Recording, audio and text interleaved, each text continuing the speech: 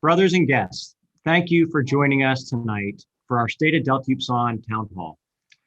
My name is Justin Kirk, and I have the pleasure of serving as the Executive Director of Delta Upsilon Fraternity and Foundation.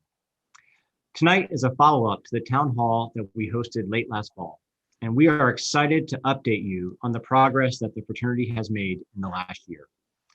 We have received a number of questions in advance, and we will attempt to answer those throughout tonight's presentation. If you have a question, please type it in the Q&A box. We hope to get to all of your questions this evening. If you have a more specific question about your chapter, please type it in the box with your email, and we will follow up after the session. We will answer most of the questions at the end of the presentation. And now it is my pleasure to introduce the President of Delta Upsilon International Fraternity, Tom Durein, Oregon State 92. Good evening or afternoon, brothers and guests, depending on where you are. I am in what I'm looking out the window, a little bit of sunny California tonight, hot down south and up north, and just perfectly cool in San Francisco, and very, very grateful to be with you all. So thank you, as Justin mentioned, for joining us. And although we are virtual, once again, it is very good to be with you. I'm very, very grateful for that. And we appreciate the opportunity to continue to share the DU story. It's one of the most satisfying parts of my opportunity to be president. And thank you again for joining us. On March 9th, 2020, the International Fraternity sent its first message to chapters regarding COVID-19. You all might remember it. And a little bit more than a year later, it's almost hard to imagine life in the before times. The pandemic has changed much of our day-to-day lives, as you all know, and it's changed our chapters and the universities in which we live and breathe, as well as how Delta Upsilon has had to operate, both at the headquarters level and again, at our alumni level and our undergraduate level. Fortunately, what did not change was our mission of building better men and our commitment to creating an enriching membership experience for both our undergraduates and alumni. COVID-19 brought challenges, it brought opportunity, but we faced these challenges head on, and we looked for opportunities to continue to deliver the DU experience in a different and productive and healthy way. We all couldn't be more proud of how our undergraduates, how our alumni, and our chapters have responded in this crazy time of adversity. It certainly has been a challenging year, and if we've learned anything, it's that brotherhood and the DU experience continues to be essential. We've been reminded of how much our brothers mean to us because we've been contacting them, or we've been reaching out to them, or we've been helping them, supporting them, and allowing them to help and support us. And we've discovered new ways to stay connected and to continue to support each other. Turn it back over to Justin for a second. If I think back just to 1 year ago today, we had just canceled our Leadership Institute. Every day it seemed like another campus wasn't going to reopen or classes were going to be virtual. And I was spending the majority of my time scenario planning, trying to think through all the different scenarios that we might encounter in this unprecedented year. To secure the health of the fraternity, we furloughed nearly 1/3 of our fraternity staff. But despite having fewer staff, we knew that we'd have to provide more services and support to prepare chapters for this challenging academic year. Our fraternity team was able to quickly pivot our virtual programs and servicing. Each of our chapters had an assigned liaison, and servicing chapters virtually allowed for weekly conversations on wide-ranging topics, depending on the needs of the chapter at the current time. So in essence, chapters were getting more service over the last year in the virtual format than we were able to provide previously in person. And so for several years now, Delta Upsilon has talked about the changing landscape of higher education and how the needs and desires of today's college student are different than they were even 10 years ago. As a fraternity, we've made good on our promise to provide a modern fraternity experience in many ways. We have developed new and enhanced educational programming, placed an emphasis on cultural competencies, and began assessing our members to make tailored, data-driven decisions. But last year has brought a jolt that we cannot ignore. Virtual classes and remote work will not disappear once the pandemic is under control. Our technology will continue to broaden our reach and connect us with others across the globe.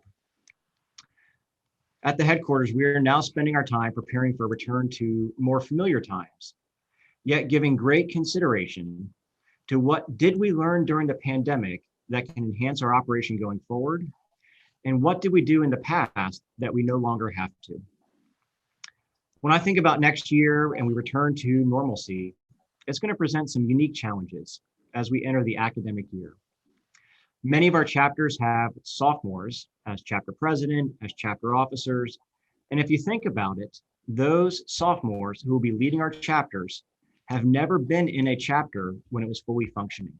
The only experience they know is one with campus restrictions, limited social events, few opportunities for service and leadership.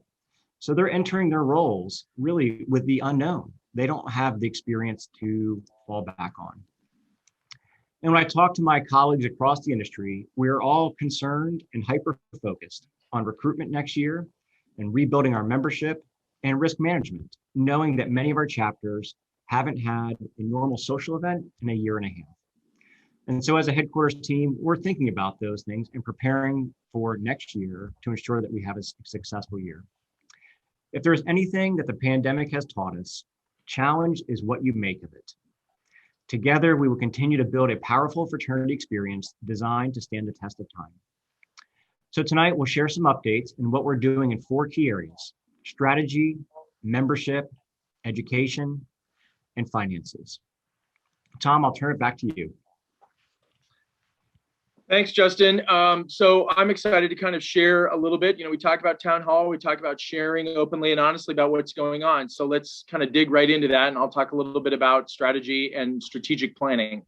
The DU Board of Directors, as you all know, it's a strategic board. We endeavor to set the vision for the fraternity and to do the long-term planning. And our headquarters team, a very capable headquarters team, is in charge of executing the operations to achieve that vision. We work hand in hand and in concert, and we have just about the best that there is out there in the fraternity world. We're very grateful. Our board this last year spent almost an entire year engaged in a visioning process led by our board member and North Dakota brother, Lynn Lukow, to explore this concept of building better men and what that really, really means for today's college student. We took a step back and we really are working to articulate DU's purpose, the ultimate reason that we as a fraternity exist, and then kind of examining that in today's context and how this concept of building better men in our fraternity will resonate in the hearts and the minds and the actions of our undergraduates and alumni. Very, very important. And then just earlier this month, gosh, it feels ages ago, everything goes so quickly and yet so slowly. Earlier this month, the fraternity's executive committee, we actually met in person in Indianapolis for the first time in over a year to be able to plan for the next year to 18 months, to really sit down and talk about what's going to be important. And then we began to lay the groundwork for the development of our next strategic plan. Many of you are familiar with our last strategic plan. Time for us to engage in what's next. And it's a perfect time to be able to do that when you think of all that the pandemic has led us into and out of, and has really shaken up our thinking. It's a perfect time to be heading toward that new strategic plan. Late this summer, I will be announcing a president's task force of fraternity volunteers and industry leaders to assist the board in the development of that new plan. There is significant change happening, not only in society, but also in higher education, and we need to remain at the forefront of those changes. And as so many of you have known and have shared with us, you believe in that. You know that DU is poised probably better than most to be able to make those changes, to be able to be exciting in our planning and in our thinking of how to head forward. And then finally, in the light of the significant racial unrest in our country throughout the last year, we established the Advancement of Justice Task Force to explore how we live in our fraternity's motto, how we truly live our fraternity's motto of Dikaya Eupatheka, justice, our foundation.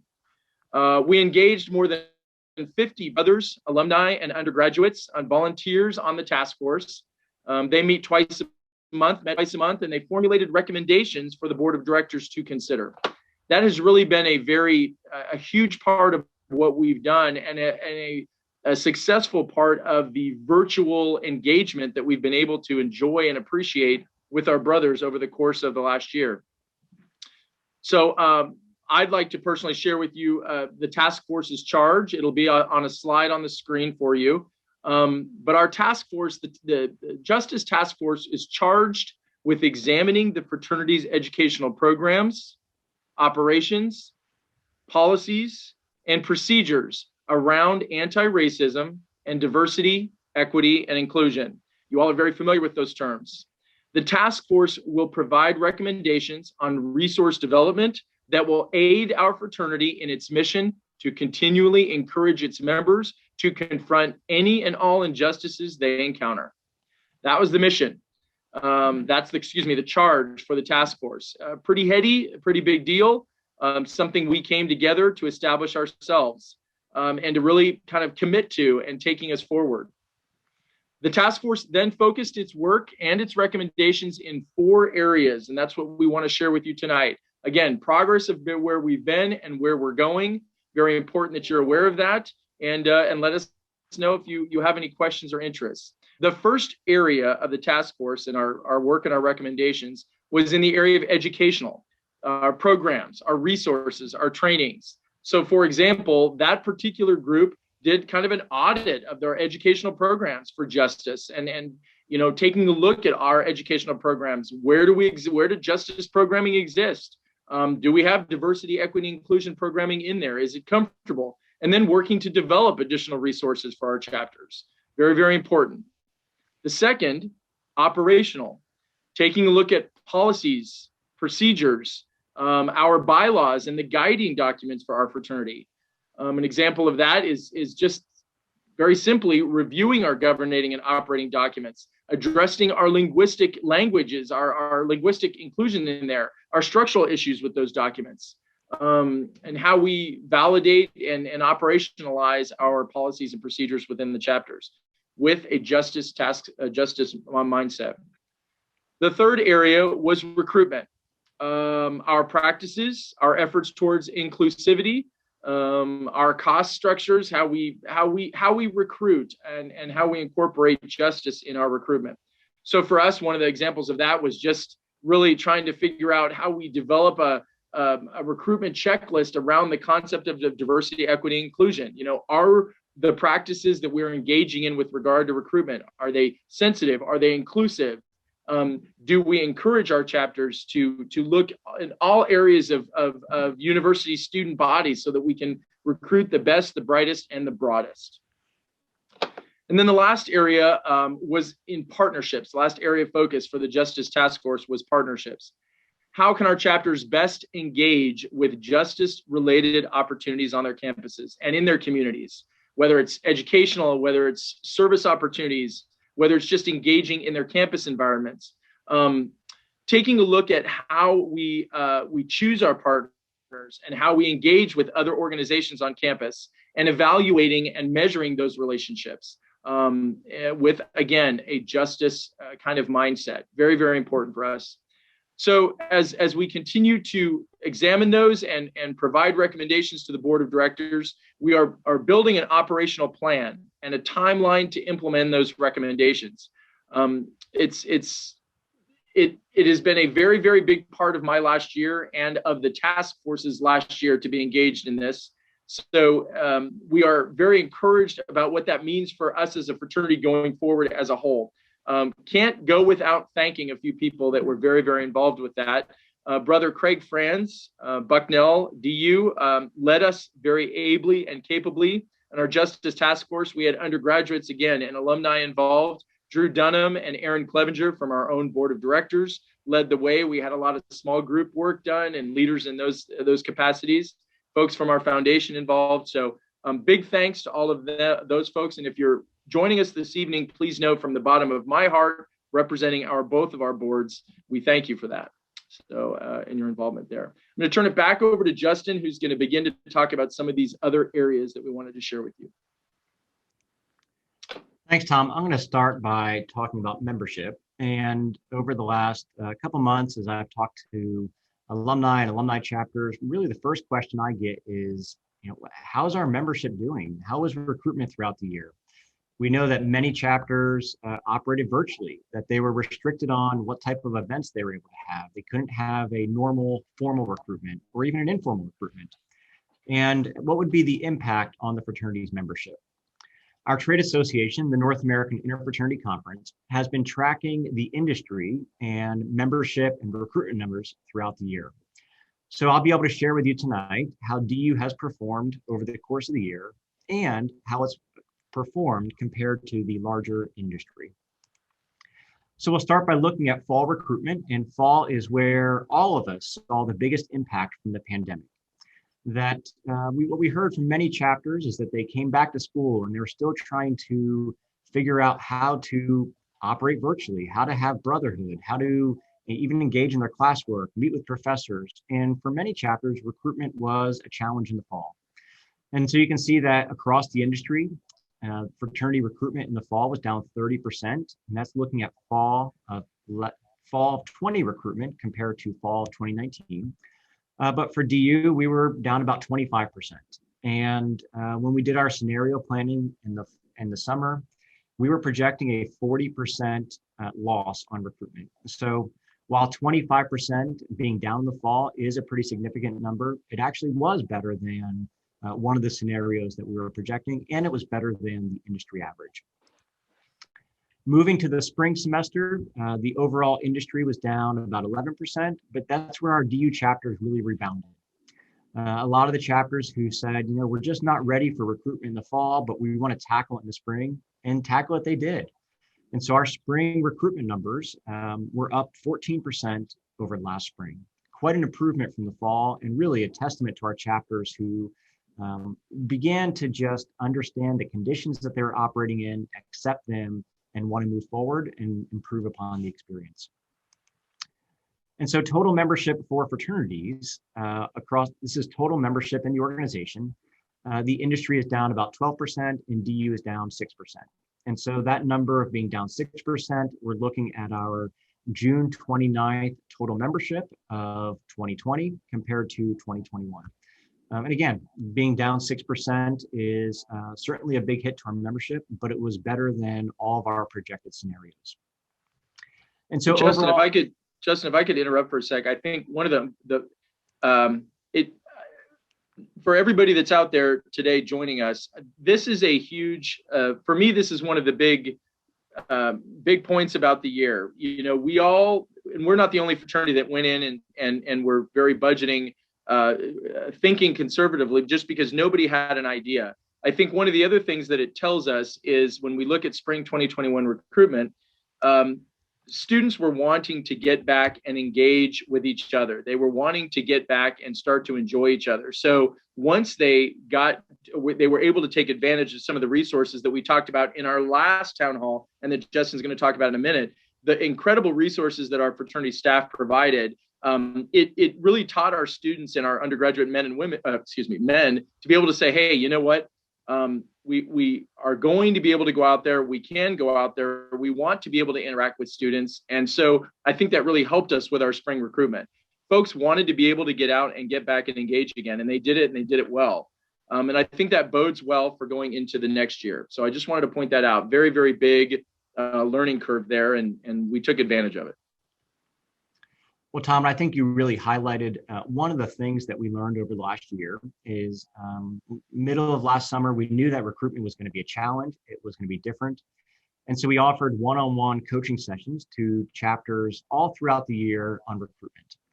We had around 60 of our chapters who participated in the one-on-one recruitment sessions, and they were customized and tailored to each chapter's individual situation. And I think that played a big role in our recruitment numbers and total membership being higher than the industry average. And so overall, we see that we were down 25% in the fall, up 14% in the spring. So for overall, our recruitment numbers were down 13% in 2021 compared to 2020. And when you have a down recruitment year, being down 13%, it not only impacts the fraternity this year, but that impact will be felt across the organization really for the next 4 years, that it has a long tail behind that down recruitment year. So for some chapters being smaller, it's going to make operations harder. And for our house corporations, there will be fewer men to fill the house. And so we know that there will be some challenges in the future. So it is imperative that as an organization, we're able to rebound and to rebound quickly and get those recruitment and membership numbers back to the pre-pandemic levels. And so I'm pleased to share that as we head into next year, we have launched our most comprehensive recruitment initiative to prepare chapters to restore their membership numbers. Our new program will be called Amplify DU. Assisting chapters with recruitment will be the fraternity's top line priority next academic year, and we have dedicated a significant amount of time and financial resources toward the effort. The Amplify DU program has already kicked off this summer. And so what we've done is we've invited all recruitment chairmen, required them to participate in this program over the course of the summer. And there are 5 recruitment education webinars via Zoom. So every couple of weeks, we'll have a recruitment webinar, and in each of those sessions, we're teaching a different aspect of recruitment so that chapters are better prepared for the fall. We have recruited a team of volunteer coaches who will be assigned to chapters to help coach the chapter, not only this summer, but through the academic year, specifically on recruitment. And we're so grateful for those volunteers who have stepped forward and agreed to be volunteer coaches. Also this summer, those volunteer coaches will lead 3 small group coaching calls. And so chapters have been grouped with chapters that are of similar size, similar campus, similar dynamic. And our volunteer coaches and staff will have coaching calls and guided group meet chats over the summer as we continue to prepare the chapters for the fall. And then the chapters who are able to complete the education program over the summer, the fraternity is going to provide a $500 recruitment scholarship that chapters are able to use during recruitment next year. And so it is our hope that the recruitment scholarship will help their recruitment efforts and allow them to attract some of the best men on campus. We know from the chapters that offer recruitment scholarships that typically it draws the men who are interested in a positive experience, the more academic focused. We're recruiting more of the maybe joiners that the recruitment scholarship really encourages them to check out fraternity when maybe they otherwise wouldn't have. And for some students that have cost as a barrier to joining, the recruitment scholarship allows them to consider fraternity when they may not have been able to financially afford it. So every chapter who participates in our summer Amplify recruitment program will have a $500 recruitment scholarship to use next academic year. We've also created goals for each chapter and then stretch goals, and have put some incentives around those goals and the stretch goals. So if a chapter reaches their set goal number, they'll receive a complimentary registration to the Regional Leadership Academy this spring. If the chapter reaches the stretch goal, they'll receive a financial credit on their chapter bill at the end of the spring semester. So we're hoping that with all this additional support and coaching and incentives, that we will have one of our most successful recruitment years in history and be able to rebound to the pre-pandemic levels. And finally, the fraternity has hired more leadership consultants this year than we have at any point in the last 20 years. We'll have 5 leadership consultants on the staff this year, all of whom have started, they're doing their training, and those leadership consultants will be on the ground assisting chapters with recruitment, that their sole focus will be recruitment and expansion of building new chapters. So one of our other really areas that we try to drive the growth is through expansion. And for many organizations, international fraternities, when the pandemic hit, they canceled all of their expansions this year. And so as I talked to some of my colleagues, they just said, you know what, we're in a virtual format. We won't be able to be on campus. We just don't think we can do expansion. But we pushed ahead and we did expansions at Purdue and Delaware. And they were successful. And the Purdue expansion recruited more than 30 men. And so we will be able to reopen the chapter house at Purdue next fall. And we're just so pleased that we're able to have successful expansions with most of that recruitment being done virtually. And so over the next couple of years, we do have expansions lined up. We have a pretty heavy expansion schedule. And you can see over the next 2 years that many of those campuses will be campuses that DU is returning to, what we call our old golds. And then in the future, all of those campuses have invited DU to campus, and we either have a date 3 years out or we're waiting to set a date with the campus. So this DU experience that we're offering is attractive, and campuses are calling us and saying, we want DU on campus. When can we have you expand? So having 5 leadership consultants next year will certainly allow us to be successful in these expansions, as well as help chapters with their recruitment efforts. The next area I'm going to touch on is our educational programs. And this is really where we saw the biggest shift in the fraternity operation. So the first thing we had to do was we redesigned all of our operational, the CEP, our standards programs to accommodate campus restrictions. We wanted chapters to still be able to meet their CEP goals and credit, be successful in the Men of Merit Standards program, but we had to make some adjustments to do that. And beginning last summer, we began to shift our programming from in-person to virtual. As I mentioned earlier, the Delta Upsilon Emerging Leaders program was canceled, dual. The Leadership Institute was canceled, and we began offering virtual programs starting in April that ran through October. And we offered a total of 15 virtual programs, including a Justice in July series. In October, when we really ended our virtual webinars, we started with officer roundtables, knowing that we had chapter officers that were planning for the spring. We were going to have new chapter officers. And so we began offering chapter officer roundtables that were facilitated by a member of the fraternity staff. As we moved into the spring, the President's Academy and Regional Leadership Academy were both held virtually. And we couldn't be more pleased that both of those programs actually set attendance records. So for our President's Academy, we had our highest percentage of chapters attend President's Academy than in recent memory. So many of our chapter presidents were able to participate in the multi-day program virtually. And then with the Regional Leadership Academy, more than 460 men attended the RLA virtually, setting a new attendance record. So I think what that showed is our students wanted the leadership training and they were willing to participate virtually.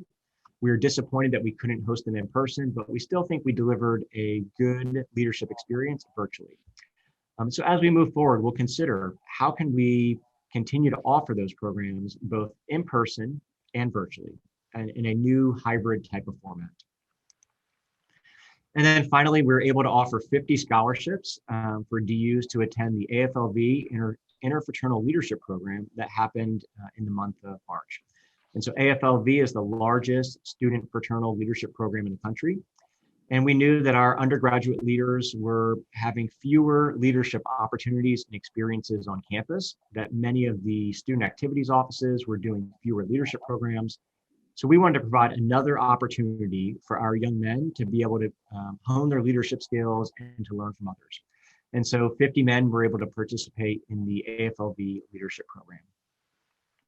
And I'd be remiss if I didn't really thank our supporters of the DU Educational Foundation, that it was through your support that we were able to offer grants for the virtual education for our personal and chapter development, that all 50 of those men were able to attend AFLV free because of our longtime supporters and donors to the DU Educational Foundation.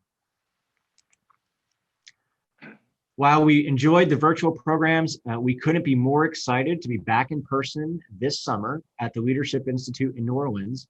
That will be the last week in July. It will be great to be able to gather again with all of our brothers. We're planning for a little bit of a smaller program this year. We will have around 200 attendees, which is about half the size of a normal Leadership Institute. And we've been taking all the necessary health and safety precautions to ensure that we have a successful, healthy, and safe program. We'll also be doing the Delta Upsilon Emerging Leadership Experience in New Orleans at the same time as Dual. Typically, Dual is held in Massachusetts in, let's say, early or late May or early June. But because of some of the restrictions in the state of Massachusetts, we weren't able to hold the program there this summer. But we still want to be able to train our new DUs, our young chapter leaders. And so we're going to offer Dual in New Orleans side by side with the Leadership Institute. And again, we can't wait to welcome everybody to New Orleans and be together in person. So the last key area that I'll discuss tonight is finances. As I mentioned earlier, we knew that chapters would need more support than ever before this year. And the fraternity's board of directors, with our treasurer leading the process, we budgeted for a significant loss, budgeted to use fraternity reserves so that we would be able to maintain support throughout the entire year, knowing that membership may be down, that we wouldn't have in-person programs. And so the first step that the board took early last summer was we used reserves from our loss prevention fund so that we would be able to provide a reduction in the loss prevention fee to chapters this year. So on average, the loss prevention fee saw a 9% decrease over last year. And that is despite the fraternity having an increase from our insurance carrier. And so that first step was, how can we reduce the loss prevention fees and use our resources and reserves to do that? And as I've mentioned a couple times earlier, we budgeted for a membership loss of 40% in both returning and new members recruitment. And of course, as I just mentioned, that recruitment was much better than we could have anticipated. And because it returned at much higher levels, we were able to provide significant financial relief back to chapters. So in the late in the fall and early in the spring semester, we provided financial relief in the form of a membership fee relief of $32,000 back to chapters, loss prevention relief of $52,000 back to chapters, and then we waived the spring chapter fee for all chapters totaling $73,000. So in total, we credited more than $158,000 back to chapter bills, knowing that it was a hard year for everyone. And because we had such a successful year in membership, better than what we had budgeted, we were able to provide financial relief back to chapters. So although we provided that relief back to chapters, the fraternity will end the fiscal year in a positive financial position, and we're able to offset the financial loss from the last fiscal year. And so when the pandemic hit last March, it caused a number of challenges for us on the finance side. We operated with a loss last fiscal year, but this year's positive performance will more than offset last year's financial loss. And so we're really pleased with the financial performance for the year. If I could just put a quick, I know Justin's going to continue on and take some questions, but I think that's a very, very important thing to just emphasize. I don't know if you can go back to that, Justin, if you can go back to that screen, the last slide, but you know, as a member of the board of directors, we, as you all know, we spent a very considerable amount of time at the beginning of the pandemic and all through the pandemic doing a lot of planning and a lot of modeling, if you will, of our finances so that we could make sure that we were doing right by our undergraduates and the fraternity as a whole. The situation was ongoing and flowing and ever changing. So when we got to this point, we were very, very pleased and proud of the efforts that we had made. Our fraternity treasurer and the staff were just amazing. I just wanted to take a second to just call out that nothing happens without the significant planning and forethought of our staff, but also of our fraternity treasurer, Dave Whitman, who really came in early and said, you know what, if we are going to take care of ourselves and our undergraduates, we need to be thinking forward thinking. And that's exactly what we did. And in planning conservatively and taking care of each other and ourselves and really looking at our opportunities, that's what got us to this point of being able to, if you will, relieve our undergraduate chapters. So I'm very, very grateful to our fraternity treasurer, very grateful to the fraternity staff for helping us get to this point. That just had to be said. So thank you, thank you, thank you. And there Tom, it is right there. Yep. So Tom, we do have one question. Question on how does DU compare to other fraternities in its reaction to the George Floyd murder, the racial unrest, and efforts to promote justice? Yep, Tom. Well, that's okay. Go ahead, Justin. I was going to go ahead. Yep. So as I talk to my colleagues across the country, many organizations have similar task forces to ours. They may not call them the Advancement of Justice Task Force, but many organizations have some type of DEI initiative that has been taking place over the last year. The North American Interfraternity Conference had a task force of members of its governing council who started to think more broadly about DEI in the fraternal community and what expectations our trade associations should have of all member organizations. I think we're probably a step further than most in that our task force did a great job and they were able to complete their work by January. And so we have those recommendations back from the task force. We've already started to implement some of those recommendations, and we've built out an operational timeline that will be able to implement all of the recommendations of the task force inside of a 3-year window. And so I think a lot of other organizations are still trying to figure out how are they going to staff the recommendations? Will the recommendations fit? So I think we're probably one step ahead, but across the industry, there is a lot of efforts to work on justice-related initiatives. Can I just piggyback on that for a quick second, Justin? Please do. Yep. One of the things that we loved about this, and to speak to that question, is as Justin mentioned, so many fraternities and women's organizations out there were having similar conversations that we were early on, and how can they engage their undergraduates and their alumni in conversation. And our founding principles really set us up well to be able to have that conversation. It kind of just led us into it.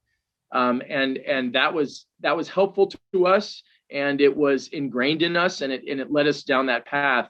It also enabled us to really engage a lot of differing opinions in the fraternity. And that is probably one of the best things about our organization is we were able to have open and honest dialogue and conversation. And that's been very, very exciting. It's been very uplifting, and it's been very inspiring. In talking with some of my contemporaries in other organizations, some of those conversations may have been less engaging or less comfortable. And we are very, very grateful to the people that were involved, not only in the Justice Task Force, but for so many different undergraduates and alumni throughout our organization that were writing in and asking questions and offering suggestions and willing to engage in this conversation, because justice is one of our principles. So very, very, I won't say that we did it better than everybody else, but we certainly had an opportunity to really shine and engage ourselves in that conversation, and grateful that we were able to take advantage of that. One more question here is we have more than 60 brothers on tonight's State of the Fraternity Town Hall. We had 170 members register for the town hall, and I know that many of them have reached out and asked if we would have a recording. And so tonight's town hall is being recorded, and we will send that out to the larger alumni audience in the next week so that we're able to share this with everybody who's out there. So if there's any topic tonight that you found interesting and you want to learn more about, that you want to have a discussion on, I know that I can speak for Tom that either of us would be happy to have a phone call, an email exchange on any of the topics that we were discussing tonight. And so please feel free to reach out. You can see our emails there on the screen. Yep. And Tom, I'll turn it over to you for a closing. Justin, I just want to ask a question. I think we've got a couple questions in the question and answer box. Do we want to be able to address if we can? Do we have enough time? And if not, I will commit to getting back to those in just a couple hours. I can do that tonight. But are you seeing those? And do we have a couple minutes to tackle any of those? Or are we running tight? Nope, we've answered all of them. There's a couple that are individual chapter follow-ups, and we'll follow up with those individuals directly. Fantastic. Okay, then I am absolutely great to head into a little bit of a thanks. I think it's kind of important. As you all know, it's been quite the successful year for DU, despite some unprecedented challenges. The students and alumni that I've had a chance to speak with have been wonderful. And we want to thank all of our alumni and undergraduates. It's amazing how people step up when adversity and challenge come down the road, and our undergraduates did. Justin talked a little bit earlier about the number of folks that attended our programs and were virtually involved. And that to me was amazing, because nothing will ever go back to being the same. We are learning differently. We are learning that our students can learn differently. And so for all those kinds of new and exciting things that we happened upon, we're very, very grateful. And we want to thank all of our alumni and undergraduates for their perseverance, for their innovation, and for their hard work. It's nice to think that the end of the pandemic is near and that we can see light at the end of the tunnel. that makes us very, very excited for what's to come. And we're very, very grateful for that as well. I personally want to thank everybody for what I consider this concept of grace. We have had to allow ourselves and the people that we live with and that we learn with and that we love a certain amount of grace in order to be able to get through what we have all endured in the last year. It is very overwhelming to me sometimes. And it's just, I'm very, very grateful for what our brotherhood has been able to do together. Secondarily, I want to thank our donors to the Delta Upsilon Educational Foundation. Lest you think this all happens, it doesn't happen without the generous support that we're able to garner from our alumni and from our undergraduates to provide enhanced services throughout the year, and to be able to provide this relief to our chapters. Without our donors, we would not be able to make that happen. So the continued gifts of your time and your treasure and your money that we get from our supporters, that's what we need to keep DU going. And that's what we need to keep DU a leader in the interfraternal world. So wouldn't leave without being able to make a plug. You know, tomorrow is June 30th, and it marks the end of our fiscal year. And we are closing in on a new record. If you can believe this, in the last year, we are closing in on a new record for our annual fund. So I would be remiss if I didn't spend 2 quick seconds to ask for your support for our undergraduate brothers and for what we're going to be going into next year in the summer and then into the fall. And I ask that if you have the inclination and you have a couple extra dollars in your pocket, that you make a gift to help us reach that stretch goal for our annual fund record. It will help us to continue to provide this level of support and this learning so that we can continue to learn how to support our undergraduates and our chapters for next year. So again, if you've got it there, we're very, very grateful. Go ahead and head to DU to the website, and there's links all over the place to be able to donate. So once again, we're grateful to all of you for joining us tonight, and thank you very, very, very much.